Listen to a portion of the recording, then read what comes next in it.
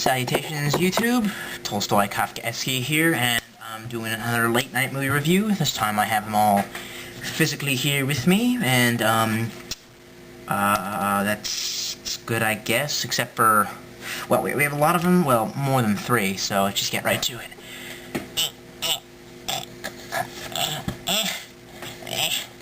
They were all the way up there and didn't feel like standing up because it would require me to stand up. Okay, the first one, Exorcism of Emily Rose, which, if any of you have seen it, is, yes, based on a true story. The original story was of a woman named Anneliese Michel, or Michel, or, you know, how you pronounce that, a woman living in Germany, girl who said, you know, had the, quote, symptoms of, schizophrenia, and you know, so the doctor's like, here's some medicine. She felt the medicine didn't work. She called upon the Catholic Church for an exorcism. Was supposedly died supposedly of the exorcism, and the you know, this is supposed to be about the court case surrounding, you know, the priest. There was originally more than one priest, but this one takes place in America, and it's a priest who, you know, is under judgment of whether or not his negligence killed her during the exorcism, and of course, if the exorcism is real. It's fascinating because it combines two good styles of movies. One, you know, legalistic movie, and then two, it talks about, you know, the spiritual realm. Very interesting look, very philosophical look at the ideals of exorcism. It's interesting again because I think by now we've had a lot of religious controversy here on my channel. Do I believe in exorcism, or do I believe in demon possession rather? Well, I don't know. It's basically, there's a kind of a segment in the Christian community. And there's a word for it, but I really don't know. It's like basically people who believe that I believe that, yes, once upon a time, at least this we know from biblical accounts, that there was, you know, supernatural happenings such as demon possession, and I believe that there were supernatural abilities that were sometimes given to apostles. It even says that, you know, some of you will be given, you know, the gift of tongues, being able to understand languages that really aren't your own, and that would make sense for back then because they needed to spread the word really quickly among multiple cultures, and so Christ may have, you know, they have bequeathed, you know, power, gifts of you know, this nature to his disciples. But again, some people, you know, theorize, well, that's all fine and dandy back then, but these days we don't need that because we have translation. You know, we have Babelfish, we have, yeah, Google. So, you know, exorcism, I do believe existed back then. Does it still exist today? Not sure. Not really an argument I'm willing to get into right now. Good film? Definitely. Go see it if you have it in your DVD collection. Hats off. Excellent film. It's not really scary, but it still earns a... because it doesn't try to be scary. It doesn't really lean on the scariness. I think it leans on the let's be interesting and open-minded. I think that the best character in that was the woman that... and she makes a valid point, is that the woman's invited into the court and she says, well, you know, she goes, demon possession and exorcism is a theme of humanity. It does happen to a lot of people, just like, being hit by lightning, probably more so, you know, so she says, we have to think something about it. And she says, well, let's analyze this from a psychological point of view. Next up was, this is the old version. It was called, quote, The Citizen Kane of Horror Movies, The Wicker Man. You can probably already tell what it is just by looking at the case, The Wicker Man. Basically, a little girl gets lost. By the way, spoilers alert, that the entire video, so if you don't want this stuff to be spoiled, whatever.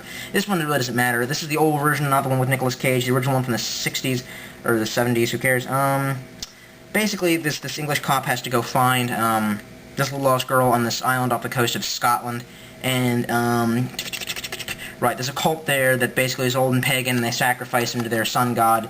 And in the end, they put him, he is the Wicker Man, they put him in a giant wicker man and set it on fire. And, that's the only partially good part of it. I only watched through like a quarter before I said, forget this. And you could pretty much tell the early signs are that there were, naked scenes, pretty much, you know, a lot of, you know, boob flash scenes, and it's not that I have anything against the nudity, I'm just saying that, normally that's a pretty good sign that the movie's gonna suck. The last movie that I watched like that was called Snuff, and it was supposed to be a snuff film. It obviously wasn't, but the whole film was basically an old exploitation film that had a lot of naked, you know, pseudo-softcore sex scenes or something like that, and I'm like, okay. Yeah, it's like going to a Hooters. If you're gonna make it a strip club, make it a strip club. If you're gonna make it a, you know, a restaurant, make it a restaurant. Don't try and glue the two together. And in the end, it's like, it clips off to, you know, never mind, it just... look up Snuff Scene, or look it up on, yeah. Okay, so, don't, stupid. The Forgotten. Okay, really not sure what to say about this. This wishes it was The Sixth Sense, but it's not. There are a couple of good boo scenes in there that they don't really get me, but they get people around you. So if you knew someone who's like, like my mom is squeamish, she could not watch The Wicker Man. But she could probably, I showed her this, and she was, oh, I thought that was so great. I'm like, I'm sure you did.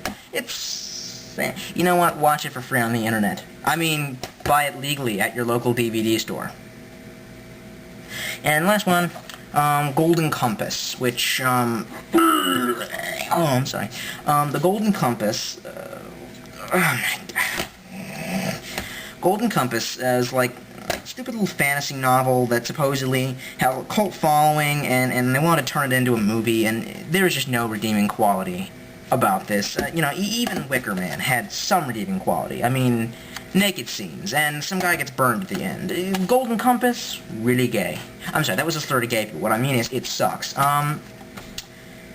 The acting is shallow, there is no character development, it is so, what's the word, contrived, that's it. It is so bloody contrived, because it gets down to the point of, like, this little girl that for some reason they just let travel the world for whatever reason. She has no parents, her parents don't care, where are the parents, we don't know. It's like Pokemon. I mean, she could, like, have a 10-minute conversation with someone, and they'd be like, okay, now I dedicate my life to your cause. I'm like, what? And in the end, they try and tack on this, like, queer little theme again of, the spooky Catholic churches, the Catholic Church of their world, supposedly, is, it's trying to destroy knowledge and stuff like that. And I'm like, it's all been done before, at the end of the day, it's not a very good commentary. If you want a good commentary on religion, take a look at, Orson Scott Card's Speaker for the Dead. This is basically, because it was a kid's book and a kid's movie, I guess, it's basically like one big note. Dear kids, fear religion. Duh! Okay, so, don't watch. The only good thing is that, the polar bear has a neat fight scene, and he's played by the guy, I think it's Ian McKellen, or the guy who plays Saruman, who was also in the movie. Go figure. And besides that, my family got their rebate checks today in the mail, and wondering why I didn't get mine. If any of you were like, I don't know, a stockbroker out there, maybe you want to explain that to me. I looked up some websites that have been saying that I technically qualify to get a check, and then they're like, maybe it's coming tomorrow, and I'm like, or the next day, okay, what? Technically the government owes me money, and I want my money. Yep, so that was my late night movie review. Night-night.